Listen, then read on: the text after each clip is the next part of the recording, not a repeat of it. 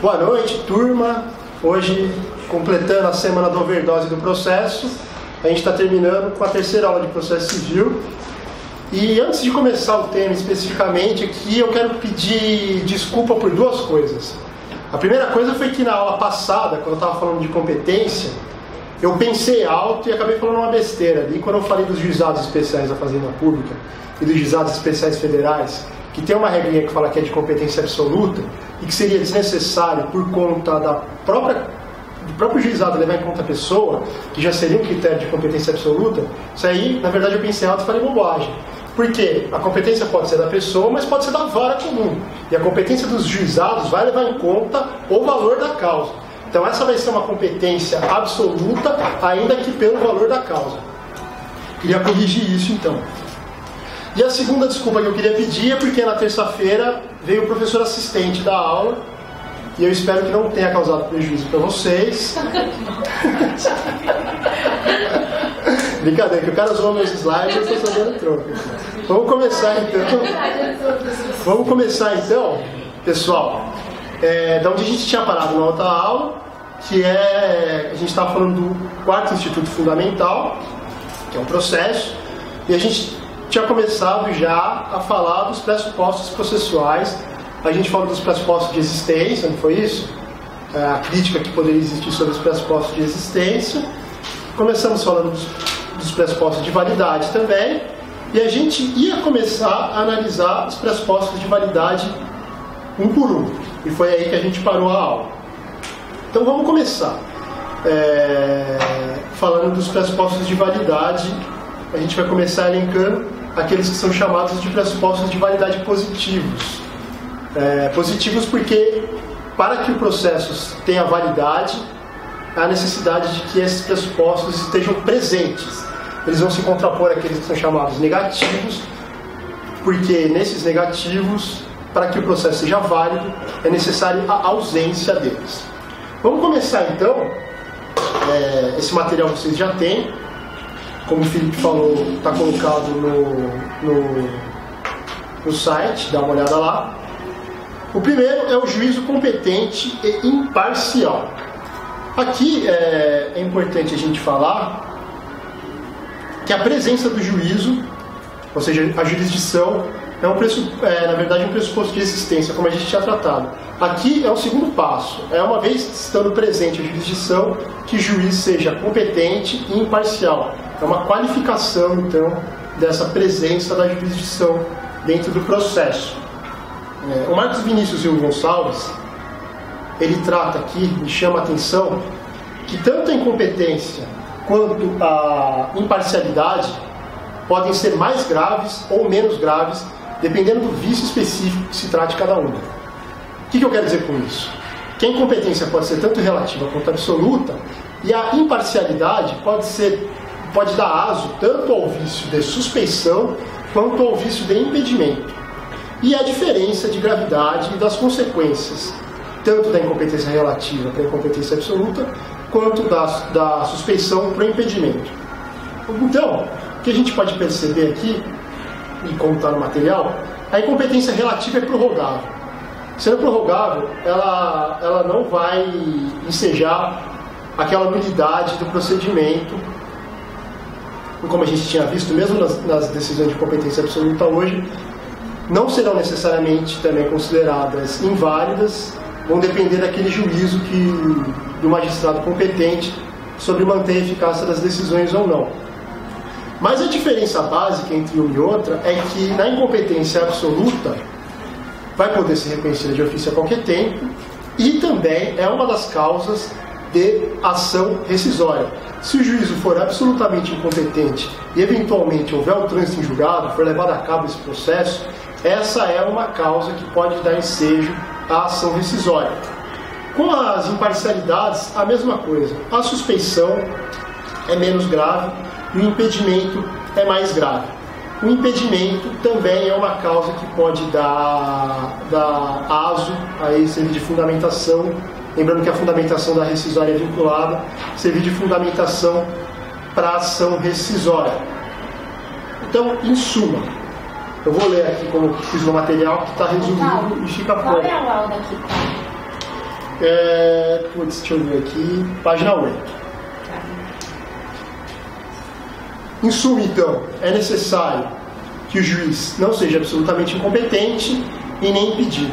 Somente a competência mais grave e a imparcialidade mais grave é que gerarão a nulidade, e as de caráter mais brando, se não alegadas durante o tempo hábil no bojo do processo, vão convalescer. Tudo bem? Ou seja, a preclusão para as partes no que tange a isso. Certo? Sem mais dificuldades, né, nesse ponto. O segundo pressuposto processual positivo de validade é a petição apta. E aqui eu faço a mesma observação que eu fiz sobre o juiz competente. Se a gente for analisar, nesses dois requisitos de validade, a gente tem uma especificação da já presença dos pressupostos de existência. Um é a presença do juízo, existência, validade, que esse juízo seja competente e que esse juízo seja imparcial. O outro, a existência de pedido, para a existência, para a validade, que essa petição seja apta. A petição regular e apta é aquela que vai preencher os requisitos do artigo 319 do CPC, que encontra correspondente no 282 do CPC antigo.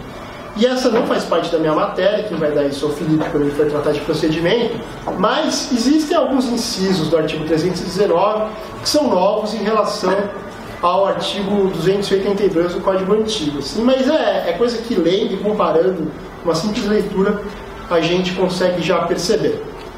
Tudo bem? Então, se a petição apta é aquela que preenche os requisitos, uma petição inapta seria aquela que não preenche os requisitos. Ela está colocada no artigo 330, parágrafo 1º, tem um rol lá que consta o que vai ser considerado como inépcia da petição inicial. Tudo bem, gente? E se a petição inicial for inepta, a consequência é que ela deve ser indeferida. Lembrando que antes de indeferir a petição inicial, o juiz hoje tem um dever de mandar a emenda dela nos termos do artigo 321, que é aquele artigo que eu já comentei para vocês quando eu estava falando de princípio do processo cooperativo, etc., que vai falar com que vai dizer, vai estabelecer uma regra que o juiz, ao indeferir a petição inicial, deve especificar o motivo pelo qual ele está indeferindo a petição inicial e não só mais soltar aquele despachão indefiro, para que a parte possa corrigir isso de uma forma melhor. Isso, na verdade, não é um auxílio à parte, e sim o dever do juiz de zelar pela efetividade da tutela. Tudo bem? Observações a respeito da petição que eu fiz, que está no material de vocês. Se a petição inepta for admitida e houver julgamento, haverá a nulidade do processo. E a segunda observação é que, em regra, a inépcia gera nulidade. Porém, no caso do inciso 1º do parágrafo único do artigo 330, que trata da falta de pedido, vai ser uma causa de petição inepta que, na verdade, não vai gerar a falta de um pressuposto de validade. Vai gerar a falta de um pressuposto de existência, que é o próprio pedido, para aqueles que aceitam a categoria dos pressupostos de existência. Tudo bem, gente? Então não seria causa de nulidade do processo, e sim causa de inexistência. Tudo bem?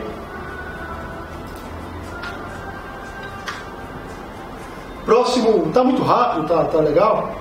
Alguém tem uma dúvida? Vamos seguir então. Próximo pressuposto processual positivo de validade é a capacidade. E a capacidade é um instituto afeta todos os anos de direito. A gente já falou de capacidade na nossa aula inaugural, que a gente conceitou capacidade de ser parte, capacidade processual, capacidade postulatória e tudo mais. Os 3 tipos de capacidade são, inclusive, exatamente essas. E lembrando que nessa aula inaugural também a gente falou que a legitimidade de causa, ou legitimidade ad causa, não é um tipo de capacidade. As pessoas às vezes confundem legitimidade ad causa com legitimidade ad processo. Legitimidade ad processo, ou seja, legitimidade para o processo, é sinônimo de capacidade de estar em juízo ou capacidade processual. Tudo bem? Só tomar esse cuidado. Às vezes... Não é esse aqui não, né? É um arquivo que está com o nome processo.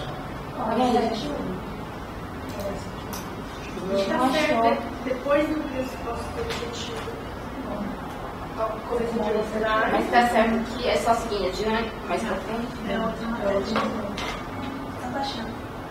Vocês querem que corte o vídeo aqui depois?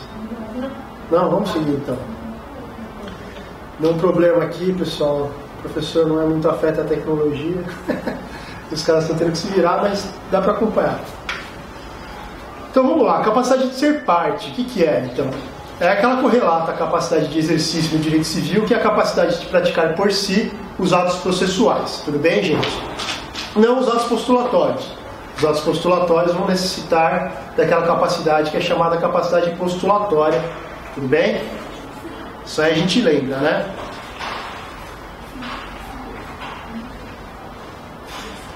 Basicamente, então, pessoal, para que o processo cumpra os requisitos de validade, a pessoa vai ter que ter essas três capacidades.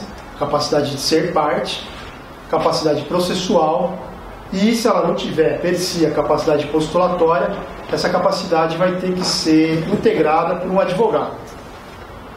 Lembrando daquele comentário que a gente fez lá em cima, quando a gente tratou de pressuposto de inexistência, que o CPC antigo falava que a falta de petição, aliás, a falta do mandato, tornaria a petição do advogado inexistente se não regularizada no prazo. E que o novo código fala em ineficácia. E aí, então, a gente pode tratar como pressuposto de existência, ou agora que nos fala mais nisso, como pressuposto de validade, tudo bem?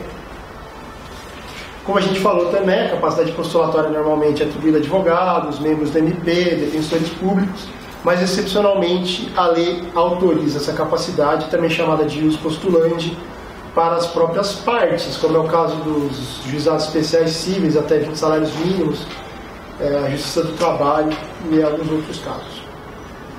Agora a gente vai entrar nos pressupostos de validade negativos. Negativos por quê? Porque para que o processo seja válido, é necessária não a presença deles, mas a ausência deles, por isso negativos. O primeiro deles é a perempção, que está colocada no artigo 485, inciso 5º, e no artigo 486, parágrafo 3º do CPC. Um conceito aqui, eu vou pedir licença para ler, porque são só 2 linhas. Perempção é a perda do direito de ação como sanção pelo fato de um autor, por 3 vezes anteriormente, tiver dado causa à extinção do processo por abandono. Assim, se ele der 3 vezes causa à extinção do processo por abandono, ele não vai poder ingressar com essa ação por uma 4ª vez. Isso é uma sanção que recebe o nome de perempção. Assim, se a gente ingressar com uma ação, o juiz vai ter que analisar se não é o caso de perempção. E esse é um pressuposto negativo, ou seja, tem que ter ausência da perempção para que o processo possa ser validamente constituído. Outro pressuposto processual negativo de validade, coisa julgada. E a litispendência. Estão tratadas nos artigos 337, parágrafo 1º e 4º, e no artigo 485, inciso 5º. Ambas pressupõem, como eu já disse na aula anterior, quando a gente tratou de elementos da ação, e quando a gente falou da importância dos elementos da ação para a identificação no âmbito externo, que seria a coisa julgada e litispendência, e no âmbito interno, que a gente falou que a parte delimita os limites da ação e os limites da sentença. Vocês lembram disso, né? Pois bem, os elementos da ação, então, vão externamente ter relevância quando a gente tratar de coisa julgada e litispendência. Ambas exigem a tríplice identidade, ou seja, a existência das mesmas partes, do mesmo pedido e da mesma causa de pedido. A diferença vai ser meramente temporal. Na litispendência não vai ter ainda o trânsito em julgado, e na coisa julgada, por óbvio, sim.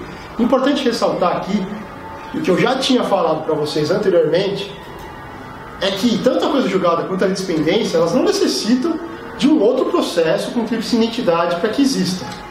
A litispendência existe a partir do momento em que se tem a citação válida, é um dos efeitos da citação válida, ou seja, mesmo endoprocessual, a partir do momento que se cita validamente e que se tem uma lide, portanto, pendente, se fala em litispendência. Coisa julgada é a mesma coisa. A partir do momento que se tem um processo julgado, um trânsito em julgado, a gente fala em coisa julgada. Vai ser exigido para esses fenômenos a outra ação igual quando se tratar de pressupostos negativos, tudo bem? Então, enquanto o fato, a litispendência e a coisa julgada existem independentemente de ter uma outra ação com as mesmas partes, pedido e causa de pedido. Ela só vai exigir outro processo com essas mesmas com esses mesmos elementos, quando a gente estiver tratando de pressupostos negativos. Então, para que elas sejam qualificadas como pressupostos negativos, se necessita ação. Mas para que elas nasçam, não. Tudo bem? Tá tranquilo, pessoal?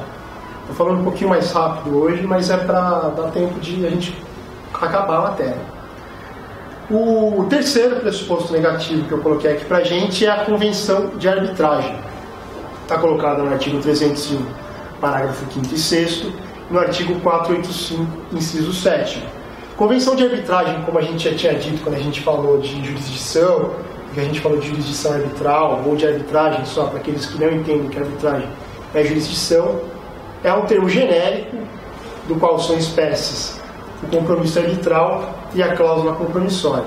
O compromisso arbitral seria aquele feito quando a controvérsia já está instalada, e a cláusula compromissória é uma cláusula dentro de um contrato cujo objeto regula outras coisas e que prevê que já nesse contrato, se sobrevier uma controvérsia, ela vai ser resolvida em sede de juízo arbitral.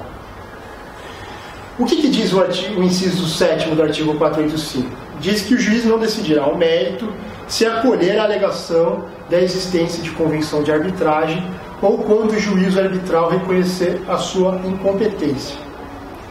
Uma primeira observação aqui sobre esse pressuposto negativo é que o Código Antigo não usava o termo genérico da convenção de arbitragem quando falava que o juiz poderia reconhecer de ofício esse pressuposto. Ele falava só do compromisso arbitral. Hoje está colocado aqui a expressão genérica e parece que, ao meu entender, então, fica ultrapassada uma discussão doutrinária que tinha a esse respeito. Porque nos incisos tratava-se de convenção de arbitragem, que quando falava da possibilidade ou não do juiz conhecer de ofício, falava só do compromisso arbitral. Agora usou-se a expressão genérica para as duas referências. Parece que perdeu sentido alguma discussão que pudesse haver a esse respeito.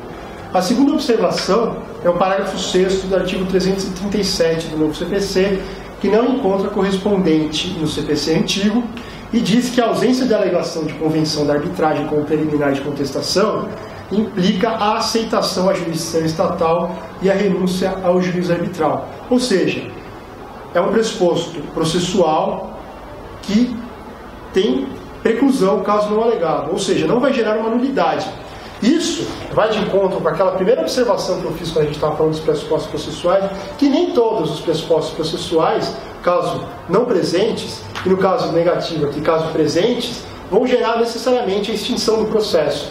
O caso da incompetência e da imparcialidade é um exemplo de pressuposto processual positivo, que caso ausente não vai gerar a extinção do processo, somente a remessa para o juiz competente ou para o substituto legal que não seja considerado imparcial, e aqui na convenção de arbitragem é a mesma coisa. Caso não seja alegada, o processo vai seguir normalmente porque preclui. Então não haveria nem que se falar, na verdade, numa nulidade, tudo bem? Ou se quisesse falar em nulidade, por ser um pressuposto de validade, uma nulidade sanável. Depende da atuação das partes, se não prorroga a competência do juiz. Aqui a gente acabou então de elencar o que seriam os pressupostos tanto de existência quanto de validade. Eu só queria fazer uma referência a uma outra classificação que existe entre pressupostos objetivos e pressupostos subjetivos. E aqui vai se encaixar dentro disso tanto aqueles que são de validade, quanto para quem considera existentes aqueles de existência, os de existência. É intuitiva a classificação, mas é importante referir. Os pressupostos subjetivos são aqueles que dizem respeito a qualidades que as partes devem ostentar. Por exemplo, imparcialidade do juízo, capacidade das partes. Os objetivos dizem respeito a fatos. Existência de convenção de arbitragem seria um deles, por exemplo. Importante aqui a gente referir que os objetivos podem ser tanto classificados como intrínsecos, ou seja, que dizem respeito às formalidades do processo, ao formalismo processual, considerados então, olhando o processo de dentro, quanto extrínseco, que são aqueles que não dizem respeito propriamente a uma ótica interna, mas levam em consideração algumas interferências externas à constituição desse mesmo processo. Por exemplo, a coisa julgada, a litispendência. Tudo Tudo bem? Podemos seguir? Tranquila essa classificaçãozinha, né? E aqui a gente tinha tratado na nossa aula sobre ações e a gente volta a referir aqui. O interesse, a legitimidade, a de causa, são pressupostos ou são causas de pedir? Causas de pedir não, condições da ação.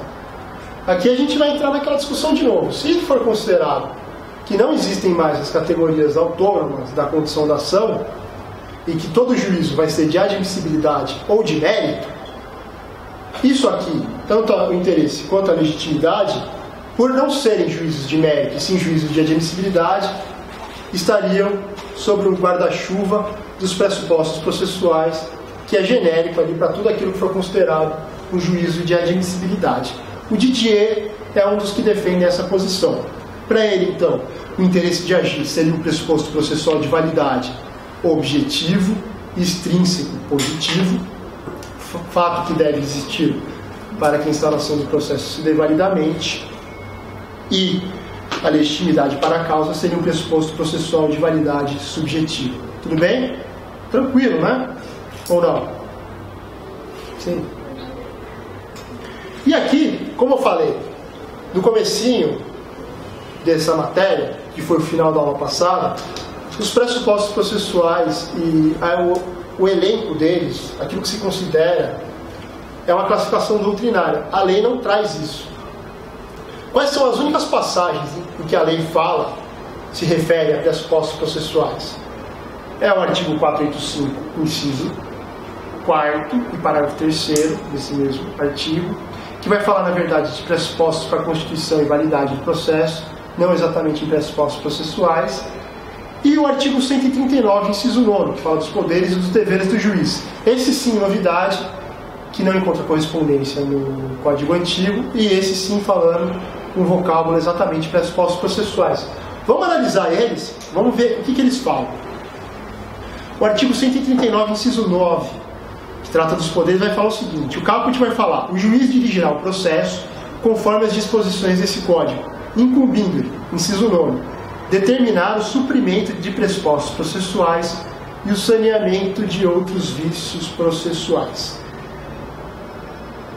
Assim, esse inciso consagra o princípio da instrumentalidade das formas, que está previsto nos artigos 277 e 283 do CPC, atinentes ao sistema das invalidades. Esses artigos têm correspondência no 244 e 255 do Código Antigo. Não são novidades, portanto. Confere-se, assim, uma maior importância e efetividade da tutela jurisdicional, que é o formalismo exagerado, já que a finalidade esperada do processo é o julgamento do mérito ou a satisfação do direito. Como eu disse na aula passada, a gente inclusive falou do artigo 282, parágrafo 2º, do artigo 488, a extinção do processo sem julgamento do mérito é considerada uma extinção anômala, porque não vai dar a efetividade ao escopo da jurisdição, que ao final é a solução dos conflitos, a resolução dos conflitos. Uma sentença que extingue o processo sem entrar no mérito não vai estar sendo apta ali, não vai estar gerando nenhum efeito sobre a solução do conflito. Portanto, é uma solução que deve ser tida como excepcional e, por isso, é colocado, inclusive, como os poderes do juiz e de decidir de ofício, de determinar de ofício o saneamento desses pressupostos processuais. Como eu disse antes, isso não implica no favorecimento ou no auxílio direto à parte, e senão uma atitude que vai buscar a efetividade da própria jurisdição. Tudo bem? Então o juiz não seria imparcial por estar mandando uma parte sanear algum vício no processo. Ele só estaria cuidando, na verdade, da efetividade da jurisdição. Isso é legal a gente falar, porque se a gente tomar em conta que a atividade do juiz vai estar sempre levando em consideração uma efetividade da próprio exercício da função jurisdicional, a gente não precisa justificar as atitudes que ele toma de ofício, tanto probatórias quanto de mandar sanear o processo, numa pretensa vulnerabilidade e fazer toda aquela construção de vulnerabilidade jurídica ou vulnerabilidade de produção probatória e tal, sabe? A gente pode, então, afastar a possível alegação de imparcialidade e toda essa difícil construção de espécies de vulnerabilidade, se a gente tomar por base que essa atitude do juiz está sempre visando a efetividade da tutela jurisdicional, e não, então, um reequilíbrio ali de vulnerabilidades, o que, então, faria com que ele não seja imparcial, uma vez tomadas esses tipos de atitude. Tudo bem? Aqui, o juiz mandando, então, sanear. Se não saneado esses pressupostos, esses vícios nos pressupostos processuais, qual que vai ser a consequência? Vai depender do momento do processo. Se não for sanado um defeito na PI, na petição inicial, o juiz vai indeferir a petição inicial, de acordo com o artigo 330, ou se for no momento posterior a isso, o juiz vai extinguir o processo sem resolução de mérito, de acordo com o 485. Interessante também a gente notar o parágrafo 3º do artigo 485, que é uma das passagens que se refere a isso, vai dizer que esse dever ou poder do juiz pode ser aplicado a qualquer momento. Todavia, o Código, o legislador prevê o momento do saneamento como um momento para que ele tome essa atitude de sanear eventuais irregularidades do processo. Isso está no artigo 357, inciso 1º do CPC. Isso aí, gente, vocês vão ver quando for tratar de procedimento. Eu só estou tratando desses dois artigos aqui porque são pertinentes à matéria dos pressupostos processuais. Já o artigo 485, inciso 4º, vai tratar de uma das hipóteses na qual o juiz pode extinguir o processo sem resolução de mérito, que é justamente o reconhecimento da ausência de pressupostos processuais. Aqui no material eu coloquei aquela mesma observação sobre o artigo 282, parágrafo 2º de 488, que o juiz não deve declarar nulidade se a decisão de mérito for possível, o processo tiver condições para que se julgue o mérito, e o mérito puder ser julgado favoravelmente à parte a quem aproveitaria a decretação dessa nulidade. O parágrafo 3º diz que a matéria pode ser conhecida em qualquer momento. E aqui uma atenção. Essa norma do parágrafo 3º, que diz que ele pode ser conhecido em qualquer momento, ela não encontrava correspondente no no Código de 73. E o Daniel Amorim, no livro dele, faz uma observação interessante, que essa possibilidade, então, de reconhecimento do vício dos pressupostos processuais a qualquer momento do processo, sendo positivada por lei, teria derrubado aquele entendimento de que nos recursos especial e extraordinário é vedado se alegar uma matéria, ainda que de ordem pública, pela primeira vez, pela exigência do pré-questionamento. Então a gente não poderia alegar, por esse entendimento da STJ e da STF, a ausência de um pressuposto processual. A gente tem que ter em mente que a ausência desse pressuposto pode ser superveniente ao conhecimento, ao início da ação. Você pode ter uma perda superveniente de capacidade, isso pode ter uma regularização depois do processo já ter corrido por algum tempo, né? Só um parênteses. Então, o que falava essa jurisprudência? Que essas matérias, mesmo que de ordem pública, se não tivessem sido pré-questionadas, ou seja, se não tivessem sido alegadas e analisadas pelas outras instâncias, não poderia ser alegada, não poderia ser analisada pela primeira vez em sede inaugural por esses recursos. O que o Daniel Amorim aponta é que, pela previsão expressa legal, que essas matérias podem ser conhecidas a qualquer momento, talvez tivesse caído, pelo menos no que tange aos pressupostos processuais, esse entendimento. Tudo bem? Bacana isso, né? A gente acabou, então, o 4º Instituto Processual Fundamental. A gente vai começar a tratar agora sobre os sujeitos do processo. Alguém tem alguma dúvida sobre o que eu falei nessa aula, ou sobre o que eu falei nas aulas anteriores, sobre ação, exceção, jurisdição e processo, gente? Agora é o momento, antes da gente entrar na próxima matéria. Tranquilo? Pode seguir? Vamos seguir, então. Qual é a diferença dos pressupostos e condições da ação jurídica? Eu falei isso na aula passada, a gente vai revisar, então. As condições da ação são requisitos para que você tenha exercido validamente o seu direito de ação, para que o seu direito de ação tenha existido, certo? Os pressupostos processuais condicionam a validade do processo, a validade de um processo em que sua ação já está sendo discutida. Tanto que são diferentes, né? Para que você tenha as condições da ação, você precisa do quê? interesse e legitimidade. Os processuais são outros. Vão analisar os requisitos para que o processo seja válido. E que, se a gente entender presentes as condições da ação como categoria autônoma, elas inclusive seriam um juízo anterior ao juízo dos pressupostos processuais. Lembra?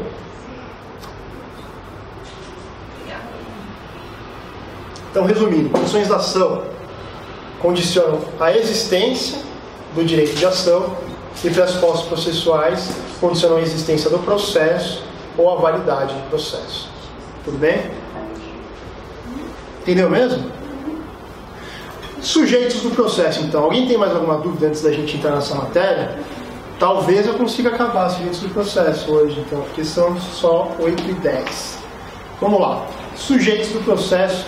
Como eu já falei na nossa primeira aula de conceitos fundamentais, sujeitos são todos aqueles componentes da relação jurídico-processual.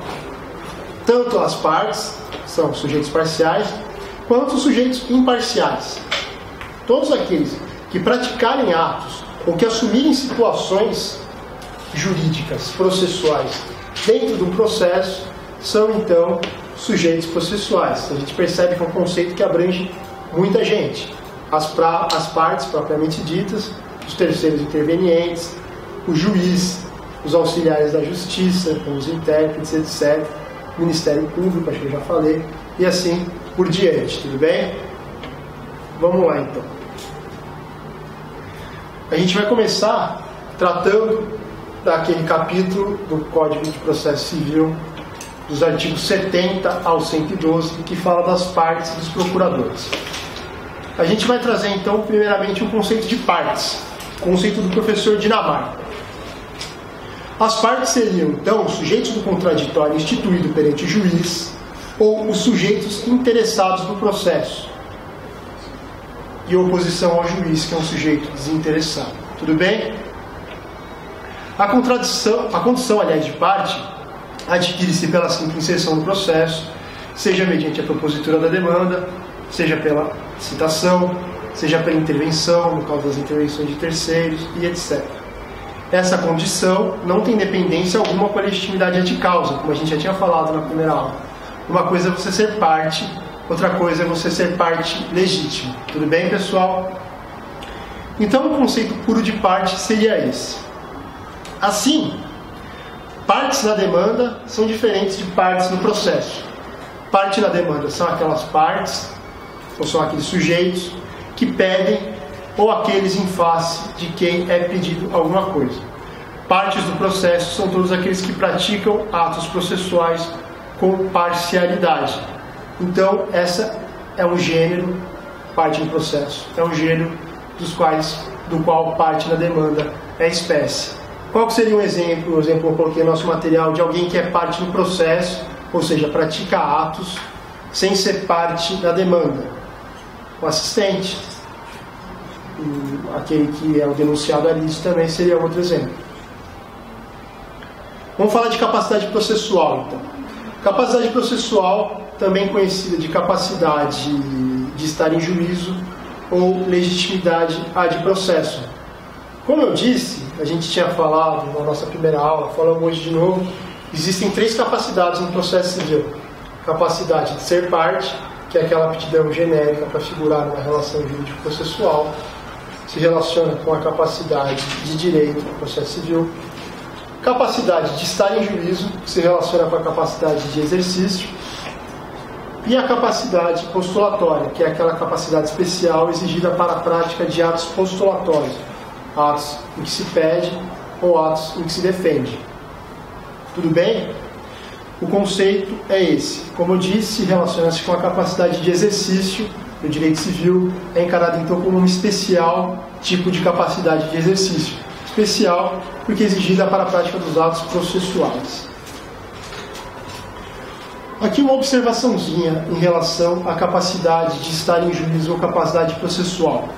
Que o STJ admite excepcionalmente a capacidade de estar em juízo para entidades desprovidas de personalidade jurídica, como os cartórios de notas, Câmara Municipal, Tribunal de Contas e etc., desde que na defesa de seus interesses e prerrogativas funcionais. Tudo bem?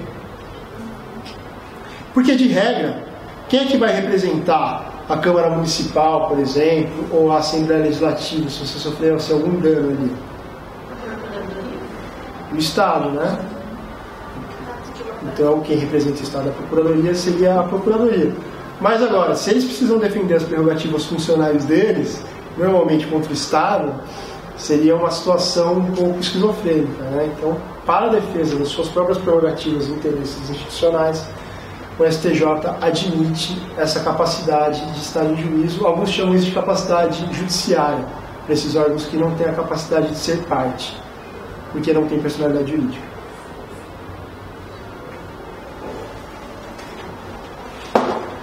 O incapaz e a representação. Artigo 71 do CPC. O que diz esse artigo 71? Ele diz o seguinte: o incapaz será representado ou assistido por seus pais, por tutor ou por curador especial na forma da lei. O incapaz, então, ele não tem a capacidade para estar em juízo, ou a capacidade processual, que vai ser adquirida ou preenchida em concreto pela presença do tutor, do curador especial, do representante ou do assistente. Alguém lembra qual que é a diferença de representante para assistente? O representante, ele vai representar a parte. É o absolutamente, né? A diferença é o absolutamente e relativamente incapaz. Isso. Quem tem representação e quem tem assistência? Verdade 16 é o absolutamente. É representado absolutamente incapaz. E é assistido relativamente incapaz. Exatamente. Então, só caso o pessoal não tenha ouvido, o representante é para aqueles absolutamente incapazes e o assistente é para os relativamente incapazes. Qual é a diferença? Que na representação, o representante vai praticar os atos processuais pelo representado e na assistência ele vai praticar conjuntamente com o representado. Tudo bem? Assistência ou representação processual tem efeitos semelhantes ao do direito material, portanto. Aqui uma observação legal, hein, pessoal? O representante ou assistente, ele não é parte. A parte continua sendo incapaz. Portanto, quem vai arcar com eventuais honorários sucumbentes, custas processuais e os demais deveres processuais, etc., será a parte mesmo. O representante é aquele que vai praticar os atos processuais ou em nome da parte e o assistente conjuntamente com a parte. Tudo bem? Portanto, se a gente entrar com uma ação de alimentos de uma criança que seja absolutamente incapaz, a gente vai botar na nossa peça lá: a criança, tal, representada pela mãe, tal, representadas pela Defensoria Pública, pelo seu órgão de execução, tal. Tudo bem? Com o famosíssimo cabeçalho das nossas peças, nas nossas provas práticas. A gente falou representante, tutor, assistente, e falamos também do famigerado e problemático curador especial. E é sobre ele que a gente vai tratar agora. Esse tema, então, da curadoria especial está inserido dentro das capacidades processuais e da comatação, preenchimento ou superação da incapacidade processual, certo? Está no artigo 72, regulado da curadoria especial. Aqui eu copiei para a gente os artigos, o nosso materialzinho, e o que está de verde ou são expressões novas ou são artigos novos. Tudo bem? Vamos ler então. Caput 72. O juiz nomeará curador especial ao, inciso 1º, incapaz, se não tiver representante legal ou se os interesses deste colidirem com os daquele, ou seja, os do representante, vírgula, enquanto durar a incapacidade. Inciso 2. Nomeará curador especial ao réu preso revel, bem como ao réu revel, citado por edital ou por hora certa, enquanto não for constituído advogado. Parágrafo único.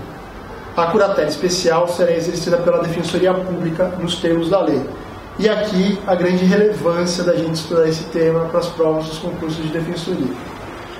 Vamos falar então o conceito e a natureza jurídica da curadoria especial.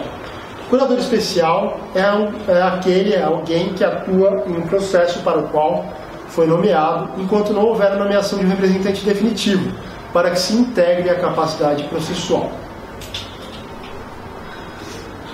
A curadoria especial, então, é diferente da curadoria material, que é aquela curadoria para as práticas dos atos materiais por um sujeito incapaz. Vocês já devem ter visto melhor isso quando vocês tiveram aula de Estatuto da Pessoa com Deficiência, né? Inclusive, vocês devem estar manjando mais disso do que eu, porque ainda não vi essa aula. Vamos lá, então. É real. A natureza jurídica é um meio de integração da capacidade processual por imposição legal. Tudo bem? Porque nessas causas do incapaz, que não tem a representante, ou que colide os interesses dele tem um representante, nos casos do réu revel citado fictamente, ou do réu preso revel, a lei manda que se tenha uma comatação, uma integração da capacidade processual por meio de um curador especial.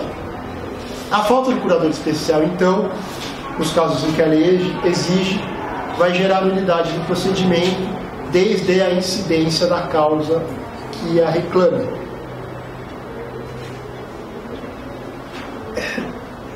Assim, então, a função do curador processual quando atua no processo é tida como munus público. Munus público porque, nessas situações de incapazes, por melhor efetividade da tutela jurisdicional, ele vai ter o dever de exercer a defesa e os interesses das partes e as situações processuais ativas e passivas que, no decorrer do processo, surjam para essa parte. Tudo bem? A representação pelo curador especial, então, pode ser colocada com duas grandes finalidades. A primeira finalidade é a integração da capacidade e a segunda finalidade é o equilíbrio do contraditório nessas relações, porque a parte estaria sem representação adequada no processo, no caso concreto, e a atuação do curador especial, especialmente nos casos de revelia, gera um prestígio aqui o contraditório, tudo bem? Até porque, como a gente vai ver mais para frente, tratando-se desses casos de revelia, havendo o curador especial, não incidirá os efeitos da revelia, de presunção de veracidade, tudo bem, pessoal? Assim, então, é bastante latente, é bastante perceptível que a atuação do curador especial tem também por função um prestígio à paridade de armas e ao contraditório do curatelado dentro do processo. Tudo bem? Agora a gente vai tratar das hipóteses de curatela especial. O inciso primeiro, que fala da hipótese do incapaz, sem representante, ou com interesses que colidam com o representante, tem uma novidade redacional com relação ao CPC antigo. É a parte final, depois da vírgula.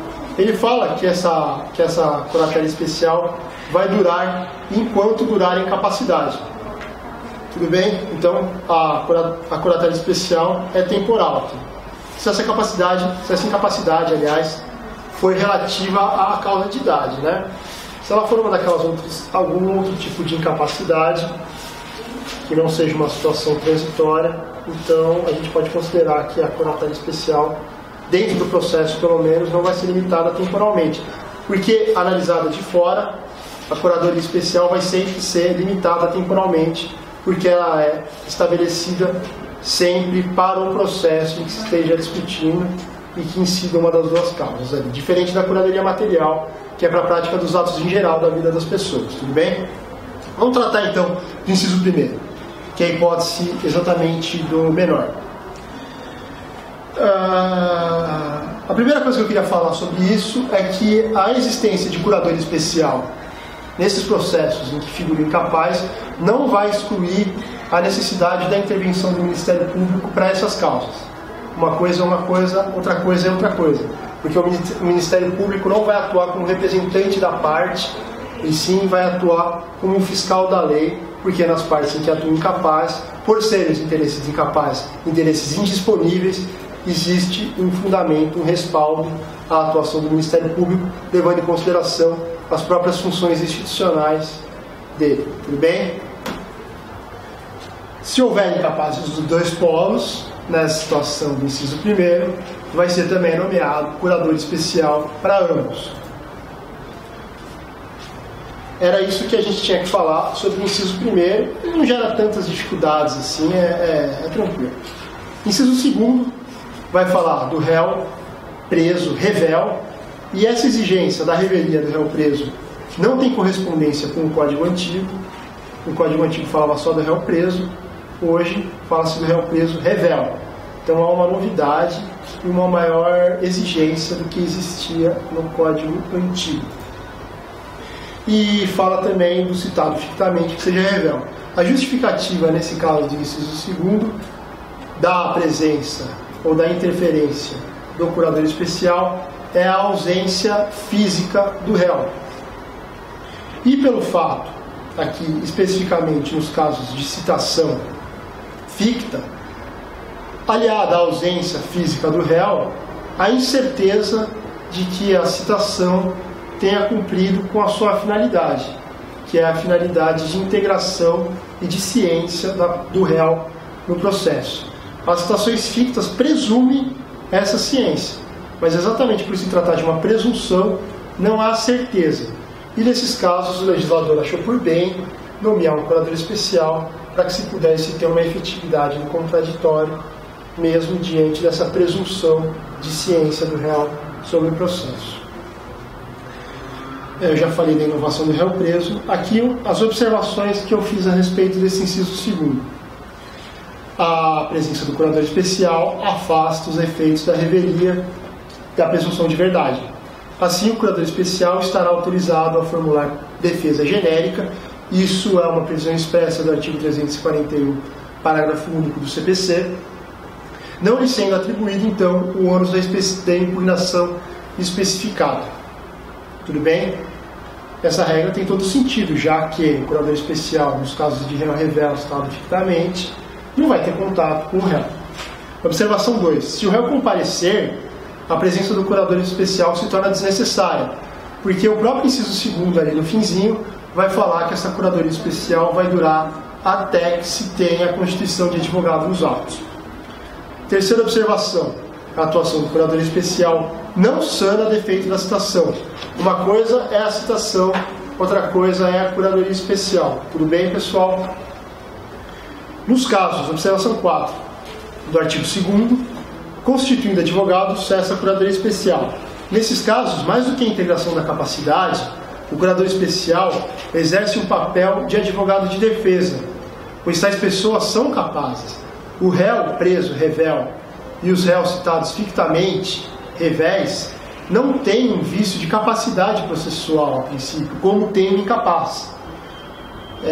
Eles têm essa capacidade processual e a finalidade da curadoria especial para essas hipóteses é muito mais a de um advogado de defesa do que o preenchimento da capacidade processual dessas partes. Assim, faz todo sentido essa norma que prevê uma limitação da atuação do curador especial quando tiver o advento de um advogado constituído pelas partes, tudo bem? E por fim, a observação que eu faço aqui é que o juiz não deve nomear o curador especial imediatamente quando da citação, pois o réu pode aparecer para contestar, caso que não será revel, portanto. A presença de contestação afasta a revelia. Lembra? O artigo que fala da revelia fala que será considerado revel aquele que não apresentar contestação. Então, durante a pendência do prazo para contestação, não se deve nomear o curador especial, porque enquanto está correndo o prazo, ele ainda pode apresentar contestação, e uma vez apresentada a contestação, ele não será revel, ainda que citado fictamente, ou ainda que preso. Assim, apenas quando transcorrido em alvos, ou seja, em branco, esse prazo para contestação, é que se deve proceder à nomeação da curadoria especial. Sobre esse termo nomeação de curador especial, a gente vai tratar um pouco mais para frente. Existe uma tretinha, se é que possamos dizer assim, porque sendo função institucional da Defensoria Pública, o juiz em tese não nomearia, porque se ele nomeia, ele tem o poder de destituir, e aqui não seria o caso. Sendo uma função institucional da Defensoria Pública, pela autonomia da Defensoria Pública e pela independência funcional do defensor público, seria afeto à instituição e ao defensor analisar a sua hipótese de atribuição, e não ao juiz nomear como se estivesse determinando a hipótese de atuação de atribuição institucional da Defensoria Pública. A análise sobre as hipóteses da atribuição institucional é da própria Defensoria Pública. Portanto, o juiz não nomearia, ele intimaria a Defensoria Pública para que analisasse se é hipótese de atuação, e aí, entendendo que sim, ela assumiria. Outra hipótese de atuação de curador especial, e que aqui não está no Código de Processo Civil, é para o idoso. Ela está na Lei da Política Nacional do Idoso. O artigo 10º, artigo 10, aliás, parágrafo 2º. Lembrando que o idoso é aquela pessoa acima de 60 anos, colocado pelo Estatuto do Idoso, né? E já que a gente está falando do idoso, também devemos lembrar que o idoso tem prioridade de tramitação, a gente falou disso quando tratou da regra do artigo 12, e que nem todos os direitos do Estatuto do Idoso são previstos para aquele idoso acima de 60 anos. Alguns direitos são previstos apenas para quem tenha mais de 65 anos. Tudo bem? Como o transporte, por exemplo. A necessidade do curador especial para o idoso não vai se dar pelo simples fato dessa pessoa ser idosa. Isso seria, inclusive, uma prática discriminatória. A presença do curador especial vai exigir uma qualificadora, ou seja, uma situação de risco em que esse idoso se encontra. E qual seria essa situação de risco? É exatamente a situação colocada no parágrafo 2º do artigo 10. Vamos ler esse parágrafo 2º. Nos casos de comprovada incapacidade do idoso para gerir seus bens, ser-lhe-á nomeado curador especial em juízo. Então, caso o idoso esteja nessa situação de risco acima colocado, ou seja, de não ter a capacidade para gerir o seu patrimônio, ainda que ele tenha advogado, será nomeado curador especial. Ainda que ele tenha advogado, e aqui eu coloquei uma observação no nosso material, e essa observação foi feita pelo professor Marcos Vinícius, quando eu tive aula com ele. Na maior parte das vezes, ou pelo menos em grande parte das vezes, quem vai causar uma lesão ao patrimônio do idoso que não sabe gerir seu patrimônio, que não tem a capacidade mais para isso, acaba sendo o próprio advogado. Por isso que nesse caso a curadoria especial vai ser necessária, ainda que o idoso tenha a representação por advogado no processo. Tudo bem? Alguém tem alguma dúvida? A gente acabou as hipóteses. Agora é o momento de perguntar. Não? Vocês não estão perguntando o que vocês estão entendendo, porque ela está chatona mesmo. A gente está entendendo.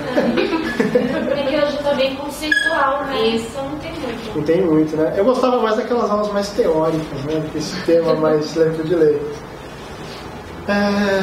Terceira coisa que a gente tem que falar aqui sobre curadoria especial são as possibilidades de atuação do curador para o real, ou o que alguns nominam poderes do curador especial. O curador especial não tem o poder de ação, ele não vai poder ingressar com uma ação. Tem somente o de defesa, para o réu, assim, você está falando, né? Pode arrolar testemunhas, recorrer, embora não seja obrigado a recorrer, pode contrarrazoar e pode praticar quaisquer outros atos de defesa. O curador não pode ainda tomar atos contrários à manifestação de vontade do curatelado. Fala, pô, mas como ele vai poder ir contra a vontade do curatelado se ele é rebelde, se ele não tem contato, se exatamente essa ausência de contato é que justifica a própria defesa por negativa geral e etc. Pode ser que tenham documentos e pode ser que a gente consiga extrair a vontade da pessoa que está sendo curatelada por outros meios, que não seja a manifestação oral da vontade dela ou a manifestação simultânea da vontade dela. Tudo bem, pessoal? Aqui eu coloco uma observação do Frederico Rodrigues Viana Lima. Ele tem um livro sobre a Defensoria Pública, citando Nelson Nery Júnior, que entende que os prazos para o curador especial seriam impróprios. Vocês já tiveram aula de prazo essa semana com o Felipe. Vocês lembram o que são prazos próprios e impróprios, né? Vou pular essa conceituação, então. Então ele diz que os prazos para o curador especial seriam impróprios.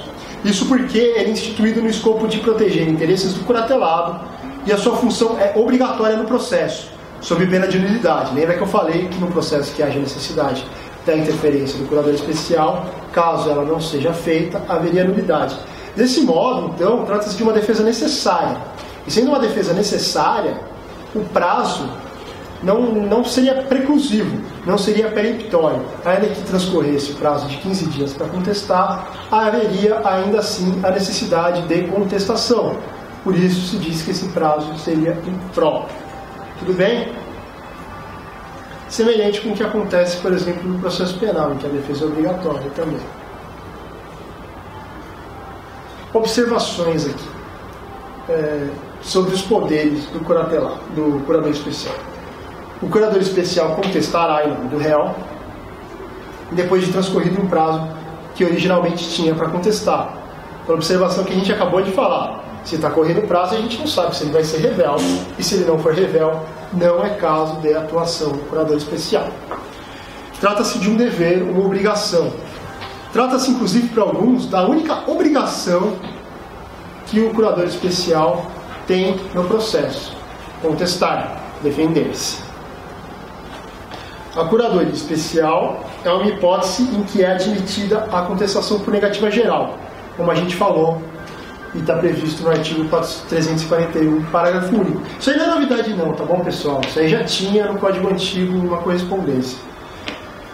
O curador, então, simplesmente poderá contestar todos os fatos. Dizer, ó, contesto os fatos. Não precisa especificar todos eles, e isso já vai ser suficiente para que não se operem os efeitos da revelia. O que eu digo na sequência: sendo assim, ainda que revel, mas desde que apresentada a contestação por negativo geral, estarão afastados os efeitos da revelia. No caso, e aqui é interessante a gente falar, o réu é revel e o que não incidem são os efeitos da revelia. Eu acho que eu já falei isso para vocês anteriormente, né? Uma coisa é a revelia, que é um ato-fato processual, a ausência de contestação, que vai aqui depender da vontade do réu e vai gerar os efeitos previstos pela lei, por isso ato-fato, não se considera nem a vontade para a Constituição, nem a vontade para a geração dos efeitos, tudo bem? É um ato, no caso omissivo, ausência de apresentação de contestação, que é tido como se fato fosse, porque não se considera a vontade tanto nessa omissão quanto nos efeitos que vão gerar. Por isso, ato-fato. Lembra que eu falei de ato-fato na primeira aula? É importante ter esses conceitos, porque aqui a gente vai ver direitinho que uma coisa é revelia, outra coisa são os efeitos da revelia. Não vai incidir os efeitos da revelia, mas o réu continua revel mesmo assim, porque não apresentou a contestação. Daniel Amorim diz ainda que ainda que não haja expressa indicação de que se está se valendo da negativa geral, uma interpretação lógica do benefício impediria que o juiz presuma verdadeiros os fatos alegados pelo autor. Tudo bem? Então não precisa ter em caixa alta, letra 22 ali, estão me valendo os benefícios da contestação por negativa geral. A própria presunção legal, e como o juiz conhece o direito, tanto conhece o direito, que quando a gente tratou da causa de pedir, a gente falou que a gente se vincula à teoria da substanciação, ou seja, apenas a causa de pedir fática, que inclui o juiz, porque vige no nosso processo aquele princípio, a presunção de que o juiz conhece o direito. Se ele conhece o direito, ele conhece esse benefício. Conhecer esse benefício por uma interpretação lógica, ele deveria considerar, então, a negativa geral, ainda que não tenha sido colocado de forma expressa, se está fazendo uso desse benefício. Tudo bem? É uma construção que é bastante razoável, né? E que, embora possa parecer óbvia, não é todo mundo que fala. E às vezes as obviedades precisam ser ditas, né? Segunda observação interessante sobre os poderes do curador especial. Cabe ao curador especial a impugnação ao valor da causa e as antigas exceções rituais que hoje são colocadas como, no caso de incompetência preliminar de contestação, no caso de impedimento de suspeição, incidentes processuais. No nosso material eu coloquei exceções rituais só para ver se vocês estavam espertos e me corrigiam. Terceira situação relativa aos poderes do curador especial. A reconvenção. Ele pode ou não apresentar reconvenção. Está colocado no material, já estamos lendo. Ele não pode apresentar, porque o papel do curador especial é de defesa. É na verdade, é uma instrumentalização do direito de ação feito pelo réu. O réu está trazendo uma demanda, está inaugurando uma demanda e, portanto, como o curador especial não tem o direito de ação, ele não pode se valer da reconvenção, que é só mais um instrumento para o exercício deste. Da mesma forma, não pode se valer da intervenção de terceiros. E os embargos de execução? Embargos de execução é uma ação, tem natureza jurídica de ação, ação autônoma de impugnação. E aí, pode ou não pode? Pode, acho que pode. Pode. Nas execuções, havendo situação ficta, haverá nomeação de curador especial, súmula 196 do STJ. A regra geral, como eu disse para vocês, é que o curador não tem direito de ação. Mas no caso das execuções, o embargo à execução é o único meio de defesa previsto. Porque se ele poderia atacar o valor da ação, ele poderia atacar o valor da execução também, né? Então, mas atacar o valor da causa é por incidente, não é o exercício de um direito de ação. O problema dos embargos do executado vai girar em torno da natureza jurídica desses embargos, que é a natureza jurídica de ação. E por isso é que se discute se tem ou não a possibilidade. Existe a súmula do STJ que fala que sim. E o que está por trás desse entendimento de que pode? É que, sendo o único meio de defesa, e a função do curador especial é de defesa, ainda que por meio de uma ação autônoma de impugnação, o único meio que ele teria para exercer essa defesa, portanto, seu munus, é por meio da ajuizamento dos embargos do executado. Por isso é que pode, tudo bem?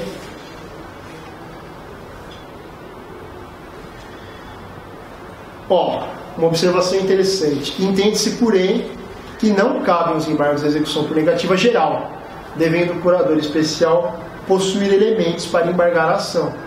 Porque senão também, como a gente vê, a própria parte, vamos supor que a parte não tivesse enquadrada nas hipóteses de curadoria especial. A parte é obrigada a apresentar esses embargos? Não. Se não houver apresentação desses embargos, se não houver apresentação desses embargos, se não houver oportunidade para apresentação desses embargos, o processo vai ter evado de nulidade, como estaria se não houver oportunização do réu no processo de conhecimento apresentar contestação? Não. Não. Você é citado para pagar. Você apresenta os embargos de execução se você quiser. Essa é aquela técnica de contraditório que eu referi na primeira ou na segunda aula para vocês, de contraditório eventual.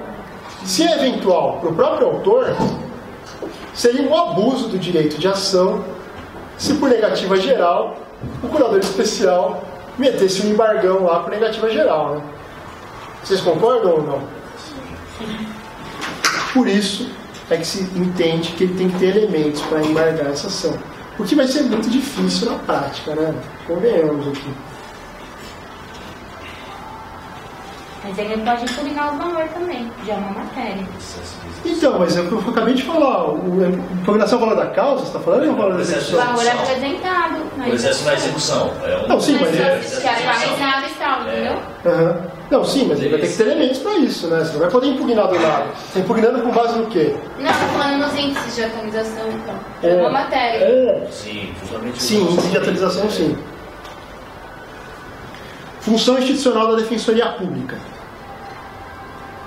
A Curadoria Especial é uma função especial, uma função institucional da Defensoria Pública, colocada tanto no artigo 72, parágrafo único do CPC, quanto no artigo 4º, inciso 16 da Lei Complementar 80 de 94. Quem vai falar mais profundamente sobre Defensoria e Processo Civil vai ser o Daniel Svevel, ele vai tratar sobre isso. E quem vai falar bastante sobre as funções institucionais, sobre as atribuições da Defensoria Pública, vai ser também os professores que vão tratar da matéria de princípios institucionais. Aqui eu vou dar só uma pincelada sobre algumas coisas importantes, relativas mais ao aspecto processual sobre isso. Discussões relativas à parte de matéria relacionada a princípios institucionais. Eu já pincelei aquela que fala sobre a nomeação, o termo usado nomeação, né?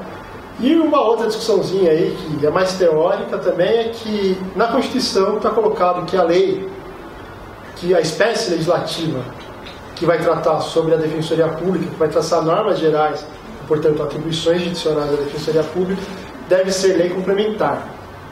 O Código Civil é uma lei ordinária que está colocando uma atribuição da Defensoria Pública. Mas, tudo bem, certo? Vamos tratar especificamente então das matérias relativas mais a processo mesmo, nesse aspecto de ser uma função institucional da Defensoria Pública. O STJ, no informativo 306, já decidiu que o fato da pessoa estar recebendo a curadoria especial pela Defensoria Pública se desvincula da hipossuficiência econômica. Ou seja, estão presentes apenas os requisitos do artigo 1º e 2º, dos incisos 1º e 2º do artigo 72, antes, na época dessa decisão, artigo 19, a parte faria jus à curadoria especial.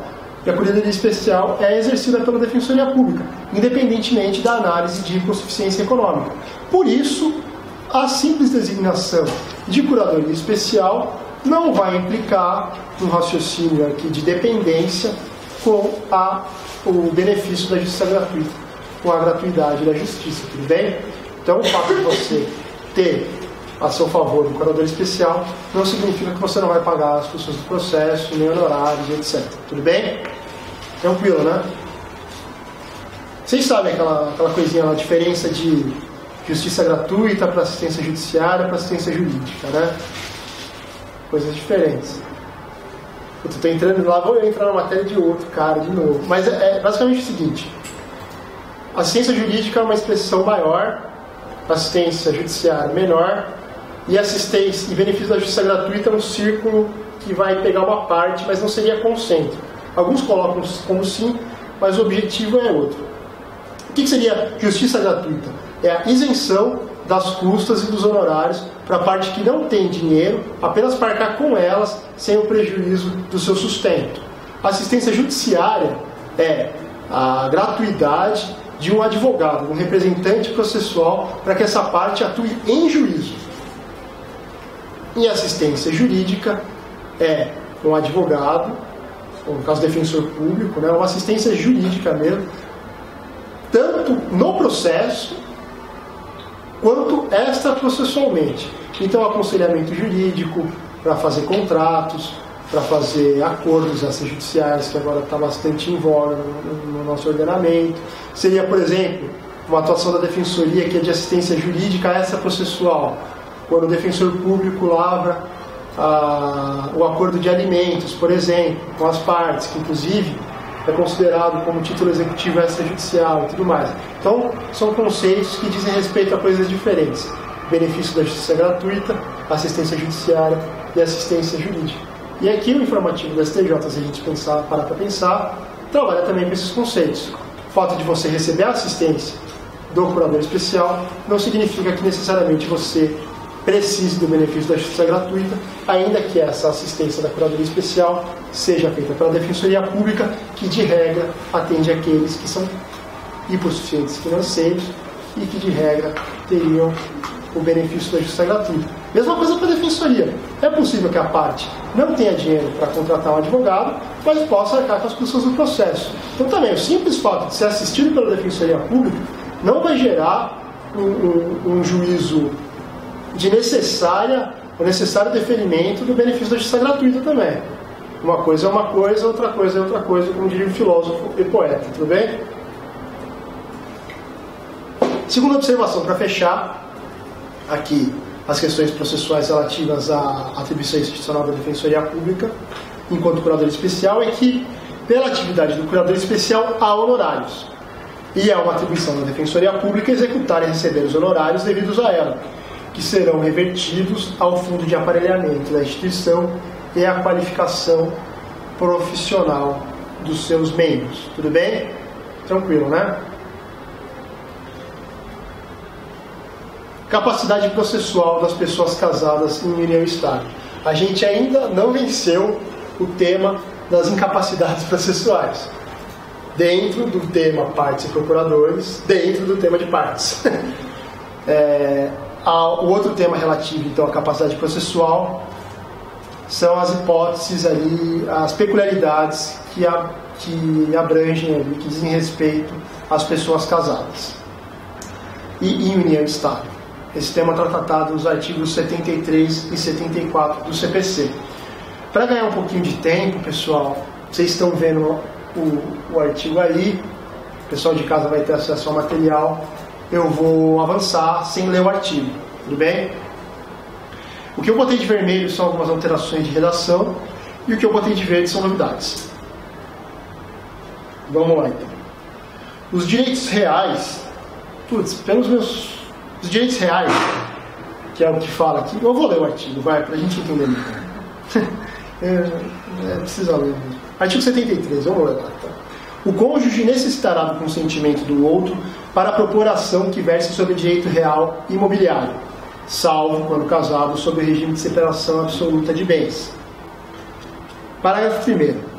Ambos os cônjuges serão necessariamente citados para ação 1, que verse sobre direito real imobiliário, salvo quando casados sob o regime de separação absoluta de bens. 2. Resultante de fato que diga respeito a ambos os cônjuges ou de ato praticado por eles. 3. Fundado em dívida contraída por um dos cônjuges, a bem de família. 4. Que tenha por objeto o reconhecimento, a constituição ou a extinção de ônus sobre imóvel de um ou de ambos os cônjuges. Parágrafo 2º. Nas ações possessórias, a participação do cônjuge, do autor ou do réu somente é indispensável nas hipóteses de composse ou de ato por ambos praticado. Lembrando que a ação possessória não é ação real.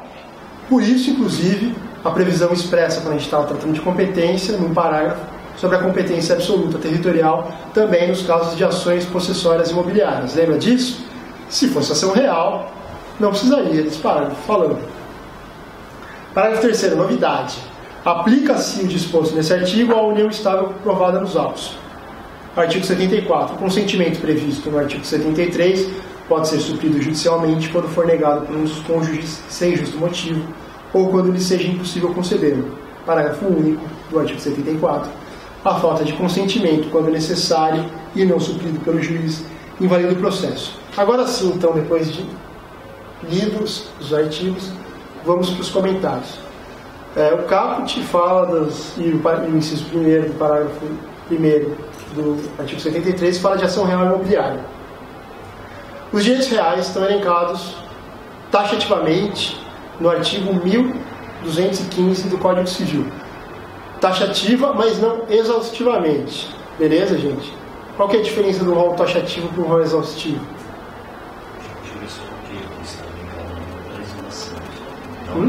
Não pode fazer uma interpretação acima daquilo que a própria lei determinou.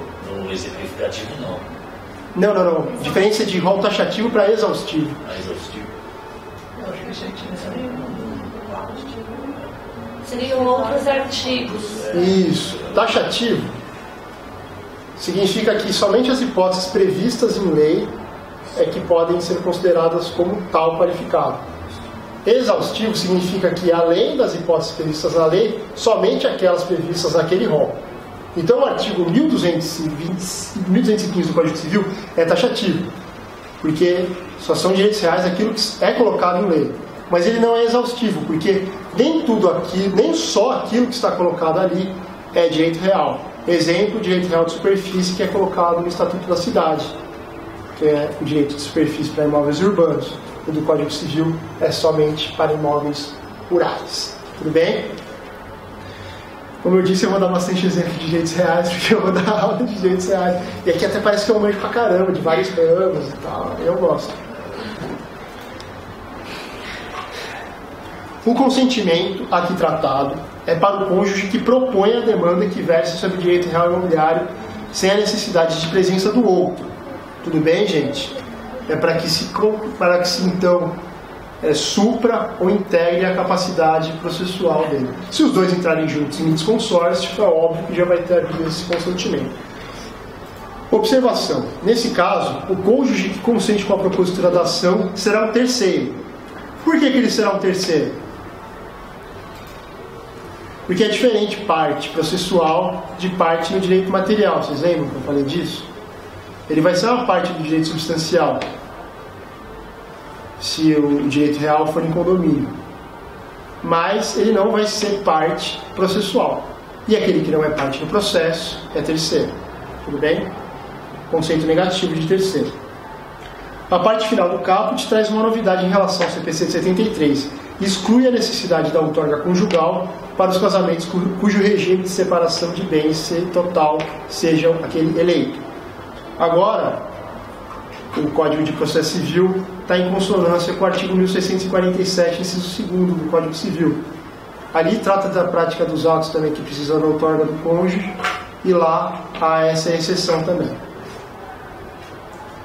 Vamos falar agora qual que é a relação desse artigo, dessa necessidade da outorga conjugal para a integração da capacidade processual com o litisconsórcio. No caput, trata-se de um litisconsórcio facultativo. Por quê? A outra parte, o cônjuge, dando a autorização, permite com que a parte que queira intentar ação possa ingressar em juízo sozinho. Mas se elas quiserem, elas podem ingressar juntas. Agora, o parágrafo 1º, quando fala que serão necessariamente citados, trata da questão desses cônjuges no polo passivo. E como ele fala que ambos serão necessariamente citados, é a hipótese legal aqui de litisconsórcio necessário. Tudo bem, pessoal? Quando a gente for estudar litisconsórcio e litisconsórcio necessário, a gente vai ver que existem duas possibilidades de litisconsórcio ser necessário. Uma possibilidade é de a relação jurídica ser indivisível, caso em que o litisconsórcio necessário será convênio unitário, e a outra hipótese do litisconsórcio necessário é por imposição legal.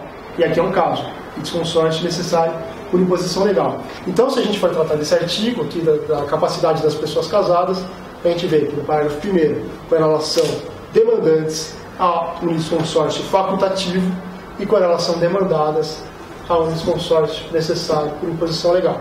Beleza? Legitimidade ad causa ou falta de capacidade processual? Quem levanta essa questão é o Daniel Amorim. Ele fala que o caput do artigo 73 trata ainda de legitimidade concorrente disjuntiva. Exatamente porque é uma questão de litisconsórcio facultativo. Então, qualquer dos cônjuges tem legitimidade para demandar sem o outro. Para isso, bastando a outorga. Tudo bem, pessoal? A autorização, então, trata-se de um fenômeno que diz respeito não à legitimidade, condição da ação, mas à capacidade de estar em juízo, pressuposto processual. Tudo bem? Porque ambos são partes legítimas para essa ação. O que a autorização ou a ausência dela vai interferir é na capacidade para estar em juízo. Já o parágrafo 1º trata de hipótese de legitimação concorrente disjuntiva. Assim, a não formação do litisconsórcio gera legitimidade passiva, condição da ação, e não falta de capacidade para estar em juízo, pressuposto processual. Aponta por fim o autor que, no caso do parágrafo 1º, de todo modo, trata-se de vício sanável, bastando ao autor emendar a inicial para a formação do litisconsórcio passivo necessário. Tudo bem?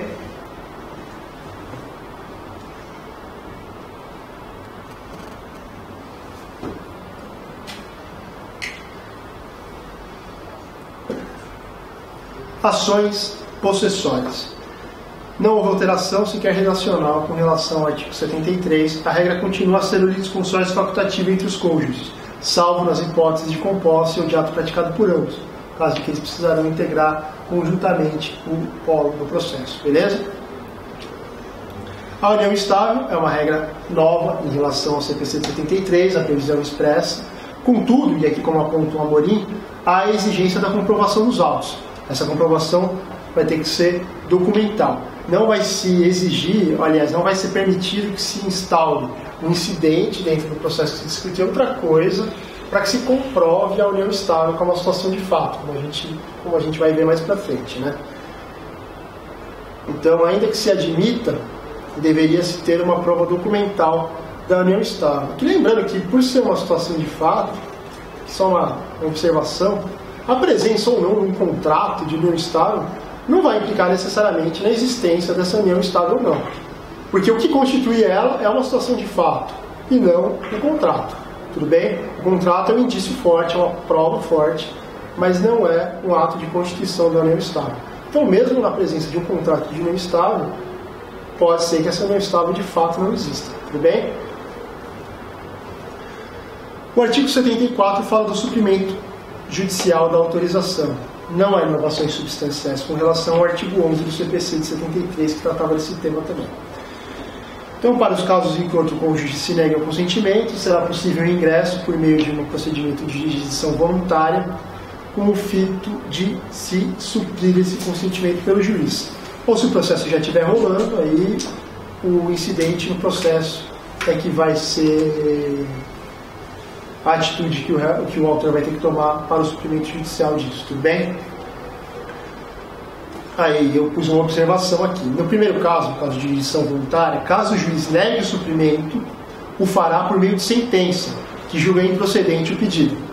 No caso de incidente, caso o processo já esteja rolando e a partir em que ele se peça o suprimento como incidente, o não suprimento gerará a extinção sem resolução do mérito. Tudo bem? Por quê? Porque vai haver a ausência de um pressuposto processual, e na ausência do pressuposto processual não sanado, a sentença é do 485. Tudo bem?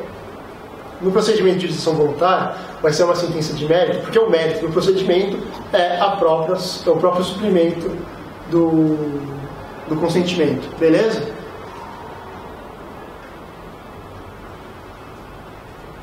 E aqui o parágrafo único, né? Diz que do 74 diz que a falta do consentimento, quando necessário, se não suprido pelo juiz, gera nulidade do processo. Tranquilo, pessoal?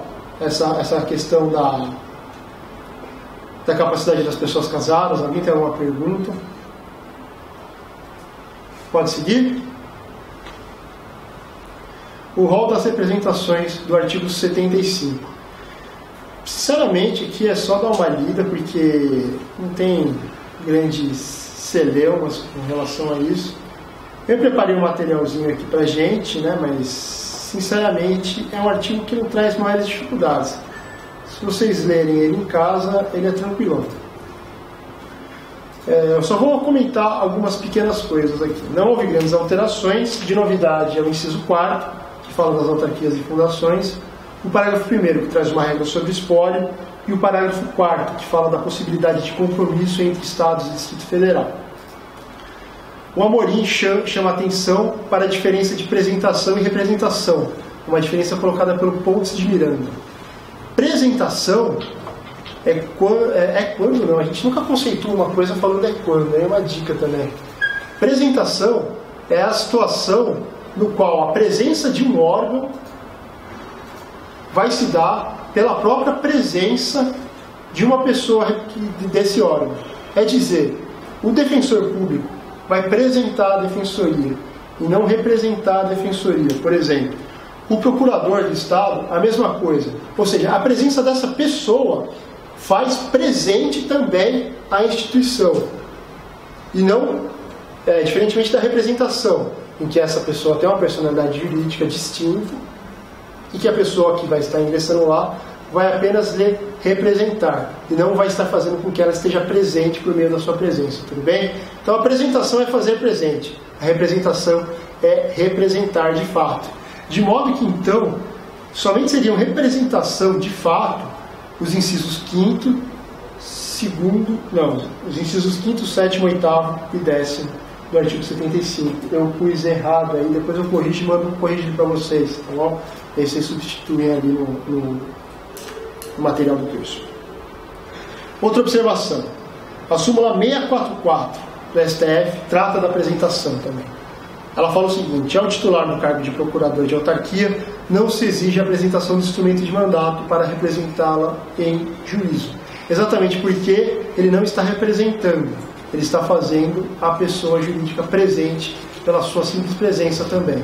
Tudo bem? Deu para entender essa diferença de representação? Dá uma gaguejada aqui, mas é isso aí. Olha lá, o mesmo raciocínio da súmula poderia assim ser usado para as demais espécies de representação que não necessitam desse modo do mandato ou procuração. Tudo bem? Observações com relação aos incisos. A massa falida não tem personalidade jurídica, mas tem capacidade de ser parte. É considerada pessoa formal, então, pela STJ. O novo CPC ajusta o nome à lei de falências, não fala mais em síndico, e sim representante administrativo judicial. A herança jacente está tratada nos artigos 1819 e 1823 do Código Civil, então você vai buscar o conceito de cada uma ali. O STJ, aqui eu pus o número do resto para vocês darem uma olhada se vocês quiserem, diz que a parte legitimada a participar das ações que originalmente se dirigiriam ao de cujos é o espólio, não os seus herdeiros ou sucessores. O parágrafo 1º aqui fala da situação do inventariante dativo. E aqui tem uma novidadezinha, né? Agora não se exige mais o litisconsórcio necessário entre todos os herdeiros e sucessores para representar o espólio em juízo, caso o inventariante seja dativo. Essa era uma hipótese necessária no antigo Código, pelo artigo 12, parágrafo 1º. O novo CPC exige apenas a intimação de tais sujeitos, no qual o espólio é parte, podendo ingressar como assistentes, mas o representante mesmo vai ser o inventariante, tudo bem? Aqui uma observação da regra que fala sobre condomínio, representação do condomínio. No caso do lapso temporal entre o fim do mandato do síndico e a eleição de novo síndico, o síndico antigo vai manter a representação do condomínio, beleza?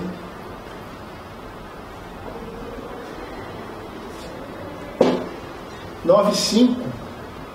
Vamos fazer um intervalo ou vamos falar de incapacidade processual, as consequências, e a gente fecha esse tema antes do intervalo? Está acabando a bateria. Vamos fazer um intervalo então.